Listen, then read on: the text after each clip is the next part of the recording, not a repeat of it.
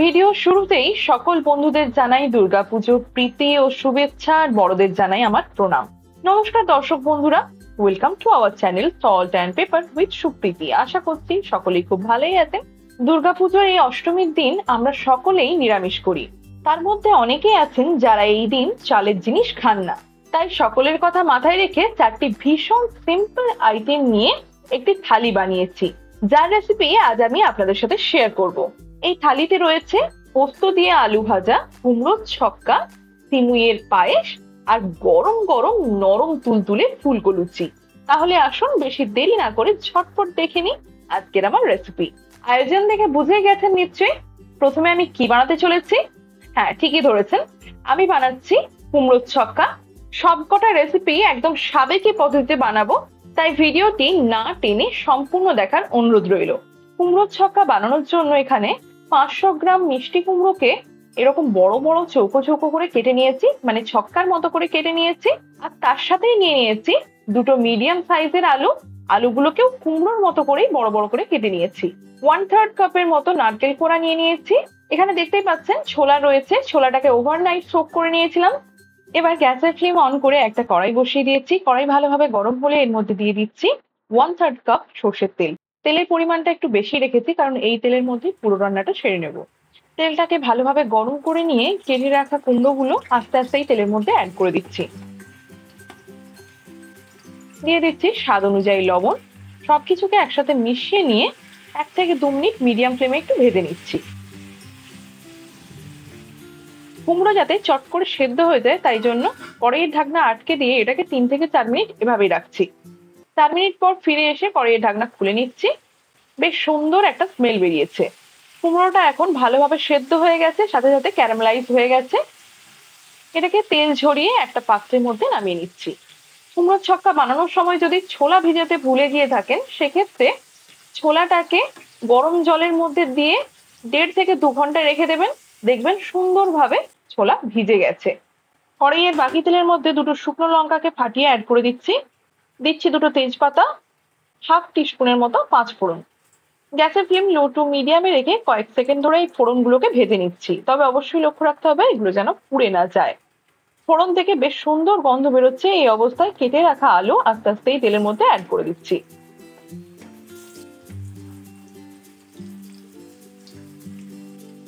স্বাদ অনুযায়ী লবণ দিয়ে সবকিছুকে একসাথে মিশিয়ে নিচ্ছি। কুমড়োর মতো আলুটাও যাতে চট করে সেদ্ধ হয়ে যায় তাই কড়াইয়ের ঢাকনাটা আটকে দিচ্ছি। এটাকেও 3 থেকে 4 মিনিট এভাবেই রেখে দিচ্ছি। 4 মিনিট পর ফিরে এসে কড়াইয়ের ঢাকনা খুলে নিচ্ছি। দেখতেই পাচ্ছেন নিশ্চয়ই আলুর গায়ের কালার চেঞ্জ হয়ে গেছে। এবার এর মধ্যে 2 টেবিল স্পুন গ্রেট করে নেওয়া আদা অ্যাড করে দিচ্ছি। সবকিছুকে একসাথে মিশিয়ে নিয়ে আদাটাকে 2 থেকে 3 মিনিট ধরে মিডিয়াম ফ্লেমে ভেজে নিচ্ছি। হয়ে গেছে। এবার এর মধ্যে দিয়ে দিচ্ছি ওভারনাইট সোক করা, মানে রাতে ভিজিয়ে রাখা কাঁচা ছোলা। কুমড়োর ছক্কার মধ্যে যদি ছোলা না দেওয়া হয় তাহলে কিন্তু এটা অসম্পূর্ণ থাকে, তাই অল্প হলেও একটু ছোলা অ্যাড করবেন, অসম্ভব সুন্দর একটা টেস্ট আছে। ছোলাটাকেও সবকিছুর সাথে মিশিয়ে নিয়ে আবার 1 থেকে 2 মিনিট ধরে ভেজে নিচ্ছি। এবার এর মধ্যে কিছু গুঁড়ো মশলা অ্যাড করব, তাই জন্য গ্যাসের ফ্লেমটা সম্পূর্ণ লোতে করে দিচ্ছি। আর এর মধ্যে দিয়ে দিচ্ছি 1/2 টিস্পুন গুঁড়ো হলুদ, 1/2 teaspoon Kashmiri red chilli powder. আমি এখানে Kashmiri red chilli powder use করছি, এতে করে রান্নার ফ্লেভার আর কালার দুটোই সুন্দর হবে। এটা যদি বাড়িতে না থেকে থাকে সেক্ষেত্রে আপনি নর্মাল লঙ্কার গুঁড়ো অ্যাড করতে পারেন, তবে ঝালটা অবশ্যই নিজের প্রয়োজন বুঝে। দিয়ে দিচ্ছি 1/2 টিস্পুন জিরে গুঁড়ো, 1/3 টিস্পুন ধনে গুঁড়ো। সবশেষে এর মধ্যে দিচ্ছি 1/3 টিস্পুন হিং। অতি অবশ্যই কুমড়োর ছক্কার মধ্যে এইভাবে একটু হিং ব্যবহার করে দেখবেন, অসম্ভব সুন্দর একটা স্বাদ আসে। সবকিছুকে একসাথে মিশিয়ে নিয়ে মশলাগুলোকে কয়েক সেকেন্ড ধরে ভেজে নিচ্ছি। খুব বেশিক্ষণ ধরে ভাজতে যাবেন না, তাহলে কিন্তু গুঁড়ো মশলা পুড়ে যেতে পারে। এবার এর মধ্যে সামান্য একটু জল দিয়ে সবকিছুকে একসাথে মিশিয়ে নিয়ে ভালোভাবে কষিয়ে নিচ্ছি। কষানো এখন অলমোস্ট হয়ে গেছে। এর মধ্যে দিয়ে দিচ্ছি দুটো চেরা কাঁচা লঙ্কা। লঙ্কা দুটো কিন্তু ঝালের জন্য অ্যাড করছি না, স্বাদের জন্য অ্যাড করছি। এবার নারকেল কোড়াটা এর মধ্যে দিয়ে সবকিছুকে একসাথে মিশিয়ে নিয়ে আরো 1 থেকে 2 মিনিট ধরে এটাকে কষিয়ে নিচ্ছি। এভাবে নারকেলকে মশলার মধ্যে দিয়ে কিছুক্ষণ কষিয়ে নিলে নারকেলের কাঁচা ভাব পুরোপুরি চলে যাবে। সবকিছু এখন ভালোভাবে কষানো হয়ে গেছে। ভেজে রাখা কুমড়ো এর মধ্যে অ্যাড করে দিচ্ছি। কুমড়োর ছক্কা বানানো ভীষণ সহজ, কম বেশি আমাদের প্রত্যেকের বাড়িতেই এই রান্নাটা নিত্যদিন হয়ে থাকে। তবে আজ আমি যেভাবে এই রান্নাটা করছি একবার ট্রাই করে দেখবেন, আশা করি আপনার ভীষণ ভালো লাগবে। দিয়ে দিচ্ছি 1 টেবিল স্পুনের মতো চিনি। কুমড়ো যে কোনো রান্নায় একটু মিষ্টি মিষ্টি হলে কিন্তু বেশ ভালো লাগে, তাই রান্নাটায় কতটা মিষ্টি চান সেটা বুঝেই চিনিটা অ্যাড করবেন। এবার হাফ কাপের মতো নর্মাল জলের মধ্যে অ্যাড করে দিচ্ছি। দিয়ে দিচ্ছি স্বাদ অনুযায়ী লবণ। এবার সবকিছুকে একবার মিশিয়ে নিয়ে কয়েক মিনিট কষিয়ে নিচ্ছি। কষানো হয়ে গেলে আরো হাফ কাপ জল এর মধ্যে দিয়ে দিচ্ছি। আমি অল্প অল্প করে জল অ্যাড করছি, কারণ খুব বেশি পরিমাণে জল একবারেই অ্যাড করে দিলে সেক্ষেত্রে কিন্তু ঝোল হয়ে যেতে পারে, যেটা আমি একদমই চাইছি না। কুমড়ো আর আলু দুটোই কিন্তু সুসেদ্ধ আছে, তাই এটাকে আর বেশিক্ষণ রান্না করার প্রয়োজন নেই। যে জলটা অ্যাড করেছে সেটা ফোটা পর্যন্ত অপেক্ষা করব। কুমড়োর ছক্কা এখন একদম শেষের মুখে। ফিনিশিং টাচ হিসেবে এর মধ্যে দিয়ে দিচ্ছি 1/4 টিস্পুন গরম মশলার গুঁড়ো। সবশেষে এর মধ্যে দিয়ে দিচ্ছি 1 টিস্পুন ঘি। এই রান্নার মধ্যে অল্প একটু যদি ঘি অ্যাড করা হয় তাহলে কিন্তু রান্নার স্বাদটাই বদলে যাবে, এটা আমার গ্যারেন্টি। অবশ্যই ট্রাই করে দেখতে পারেন। দেখে মনে হতে পারে রান্নাটা একটু ঝোলঝোল হয়ে গেছে। বিশ্বাস করুন, গ্যাসের ফ্লেমটা অফ করে যখন কিছুক্ষণের জন্য এটা রেখে দেবেন তখন কিন্তু এটা পুরোপুরি টাইট হয়ে যাবে। তাই একটু ঝোলঝোল রাখবেন, তাতে করে টেক্সচারটা বেশ ভালো থাকবে। কুমড়োর ছক্কা এখন একদম রেডি হয়ে গেছে। গ্যাসের ফ্লেমটা অফ করে এটাকে একটা পাত্রের মধ্যে নামিয়ে নিচ্ছি। হাতে কিন্তু একদম বেশি সময় নেই, তাই জন্য ঝটপট বানিয়ে নিচ্ছি সিমুইয়ের পায়েস। কড়াইটাকে ভালোভাবে গরম করে গ্যাসের ফ্লেম সম্পূর্ণ লোতে রেখে এর মধ্যে দিয়ে দিচ্ছি 2 চামচ ঘি। মেজারিং স্পুন ইউজ করলে হাফ টেবিল স্পুনের মতো ঘি অ্যাড করে দিয়েছি। এবার ঘিটাকে ভালোভাবে মেল্ট করে নিচ্ছি। 7 থেকে 8টা কাজুকে এরকম স্প্লিট করে ঘিয়ের মধ্যে দিয়ে দিচ্ছি। দেন কয়েক সেকেন্ড ধরে ভেজে নিচ্ছি। কয়েক সেকেন্ড ভাজা হতেই এর মধ্যে 12 থেকে 15টা কিশমিশও অ্যাড করে দিচ্ছি। কাজুই বলুন কিংবা কিশমিশ বলুন, ভাজা করতে কিন্তু একদমই বেশি সময় লাগে না। কথায় কথায় কাজু কিশমিশ বেশ ভালো করে ভাজা হয়ে গেছে। এবার এগুলোকে ঝটপট ঘি থেকে তুলে নিয়ে একটা পাত্রের মধ্যে নামিয়ে নিচ্ছি। দেখতেই পাচ্ছেন নিশ্চয়ই কাজু কিশমিশটা কতটা ভাজা হয়েছে। এর থেকে বেশি করে ভাজতে যাবেন না, তাহলে কাজু আর কিশমিশ দুটোই খেতে তিতো লাগবে। বাকি ঘিয়ের মধ্যে দিয়ে দিচ্ছি 1 কাপ সিমুই। ফ্লেমটাকে এখন লো টু মিডিয়ামে করে দিচ্ছি। আর সিমুইটাকে একটু সময় নিয়ে 3-4 মিনিট ধরে নেড়ে চেড়ে ভালো করে ভেজে নিচ্ছি। 4-5 মিনিট হয়ে গেছে। এখন দেখতেই পাচ্ছেন সিমুইয়ের কালারটা এখন খুব সুন্দরভাবে চেঞ্জ হয়ে গেছে, আর এর থেকে দারুণ সুন্দর একটা ভাজা গন্ধ বেরোচ্ছে। এই অবস্থায় এর মধ্যে দিয়ে দিচ্ছি 3 কাপের মতো দুধ, যেটাকে আমি আগেই জাল দিয়ে রেখেছিলাম। 3 কাপ বলতে মেজারিং কাপের 3 কাপ, মানে 750 ml এর মতো দুধ অ্যাড করেছি। সবকিছুকে একবার মিশিয়ে নিচ্ছি আর গ্যাসের ফ্লেম মিডিয়াম টু হাই করে এই দুধটাকে ফুটিয়ে নিচ্ছি। প্রথমে এই পায়েস বানানোর জন্য দুধটাকে যখন ফোটাতে হবে তখন কিন্তু গ্যাসের ফ্লেমটা মিডিয়াম টু হাই রাখতে হবে। পর মুহূর্তেই কিন্তু গ্যাসের ফ্লেমটা একদম কম করে ধিমি আছে, মানে লো টু মিডিয়াম আছে পুরো রান্নাটা হবে। হাই ফ্লেমেই যদি পুরো রান্নাটা করা হয় সেক্ষেত্রে দুধ চট করে মরে যাবে, তখন কিন্তু সিমুইয়ের পারফেক্ট টেক্সচার পাওয়া যাবে না, একটু চাপ চাপ হয়ে যাবে। কথায় কথায় দুধটা ফুটে গেছে। এই সময় গ্যাসের ফ্লেমটা লো টু মিডিয়ামে করে এইভাবে স্প্যাচুলাটাকে নাড়িয়ে যাচ্ছি। এবার দুটো তেজপাতাকে 4 টুকরো করে এর মধ্যে দিয়ে দিচ্ছি। আর তার সাথেই দিয়ে দিচ্ছি 4টে ছোট এলাচ। এলাচগুলোকে আমি থেঁতো করে নিয়েছি। সুজির সিমুই কিংবা ছানার পায়েস, আমার মনে হয় যে কোনো ধরনের পায়েসই এলাচের ফ্লেভার ছাড়া অসম্পূর্ণ, তাই অবশ্যই এলাচটা অ্যাড করতে ভুলবেন না কিন্তু। এখন এর মধ্যে চিনি অ্যাড করিনি, তাই দিয়ে দিচ্ছি 1/3 কাপ চিনি। পায়েসের স্বাদটাকে ব্যালেন্স করার জন্য সামান্য একটু লবণ অ্যাড করে দিয়ে আবার সবকিছুকে একসাথে মিশিয়ে নিচ্ছি।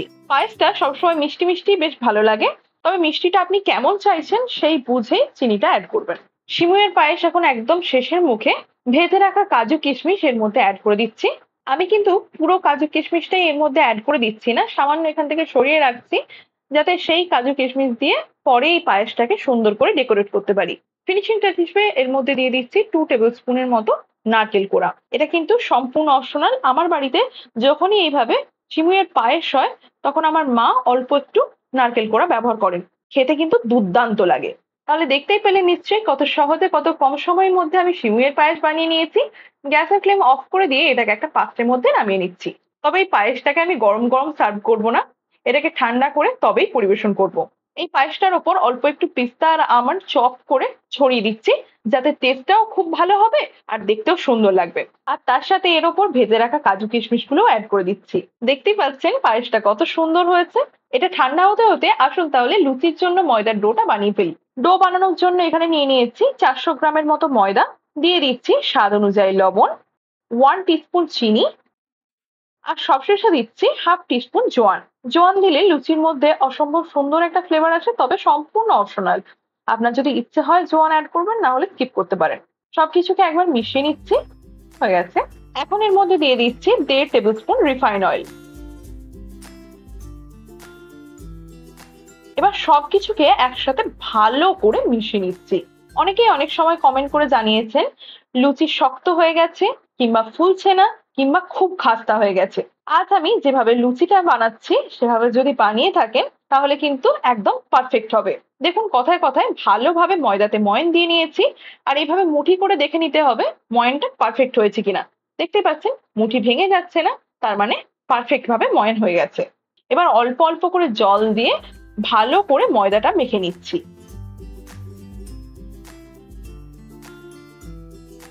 দেখতে পাচ্ছেন সুন্দর করে ময়দাটা আমি মেখে নিয়েছি। এখানে একটা ছোট্ট টিপস, ময়দাটা যদি ডলা কম রয়ে যায় সেক্ষেত্রেও কিন্তু লুচির টেক্সচার ঠিক মতো হবে না, তাই একটু সময় নিয়ে ভালোভাবে ময়দাটাকে ডলে নিতে হবে। ডোয়ের ওপর সামান্য রিফাইন তেল দিয়ে ডোটাকে ভালোভাবে কোট করে নিচ্ছি। ডোয়ের ওপর এখন একটা প্লেট চাপা দিয়ে দিচ্ছি, আর এটাকে 15 থেকে 20 মিনিট রেস্ট হওয়ার জন্য রেখে দিচ্ছি। লুচি হোক, পরোটা হোক কিংবা রুটি, ডো কিন্তু অবশ্যই কিছুক্ষণের জন্য হলেও রেস্ট হতে রাখতে হবে, না হলে টেক্সচার ভালো হবে না। ময়দার ডো রেস্ট হতে হতে ঝটপট আলু ভাজা বানিয়ে নিই। কড়াই ভালোভাবে গরম করে এর মধ্যে দিয়ে দিয়েছি 1 টেবিল স্পুনের মতো সর্ষের তেল। এখন এই তেলটাকেও মিডিয়াম ফ্লেমে ভালোভাবে গরম করে নিচ্ছি। তেল ভালোভাবে গরম হলে ঝিরিঝিরি করে কেটে রাখা আলু এর মধ্যে অ্যাড করে দিচ্ছি। আলুটাকে আগেই ধুয়ে আমি ভালোভাবে জল ঝরিয়ে রেখে দিয়েছিলাম। দিয়ে দিচ্ছি স্বাদ অনুযায়ী লবণ, 1/2 টিস্পুন গুঁড়ো হলুদ। সবকিছুকে একসাথে ভালোভাবে মিশিয়ে নিচ্ছি। এবার এর মধ্যে দিয়ে দিচ্ছি 2 চেরা কাঁচা লঙ্কা। লঙ্কাটা কিন্তু ঝালের জন্য অ্যাড করছি না, সুন্দর একটা ফ্লেভারের জন্য অ্যাড করছি। আবারও হালকা হাতে সবকিছুকে একবার মিশিয়ে নিয়ে গ্যাসের ফ্লেম মিডিয়ামে রেখে কড়াইয়ের ঢাকনা আটকে দিচ্ছি। এটাকে এখন 3 থেকে 4 মিনিট এভাবেই রাখছি। 4 মিনিট পর ফিরে এসে কড়াইয়ের ঢাকনা খুলে নিচ্ছি। দেখতেই পাচ্ছেন সুন্দরভাবে আলুর গায়ের কালার চেঞ্জ হয়ে গেছে। আরো 1 থেকে 2 মিনিট ভেজে নিচ্ছি। আলু এখন ভাজা হয়ে গেছে। ফিনিশিং টাচ হিসেবে এর মধ্যে কিছু পোস্ত ছড়িয়ে দিচ্ছি। হালকা হাতে একবার মিশিয়ে নিয়ে গ্যাসের ফ্লেম অফ করে দিচ্ছি, আর আলু ভাজাটাকে একটা পাত্রের মতো নামিয়ে নিচ্ছি। আলু ভাজা হয়ে গেছে, আর এদিকে ময়দার ডোটাও সুন্দরভাবে রেস্ট হয়ে গেছে। আবারও একবার ময়দার ডোটাকে কিছুক্ষণ ধরে ডলে নিচ্ছি।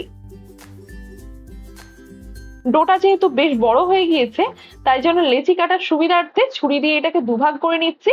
একটা ভাগ এরকম ভাবে লম্বা করে এর থেকে ছোট ছোট বলের মতো কেটে নিচ্ছি। আপনি লুচির সাইজ কেমন রাখতে চান সেই মতো কিন্তু লেচি কাটবেন।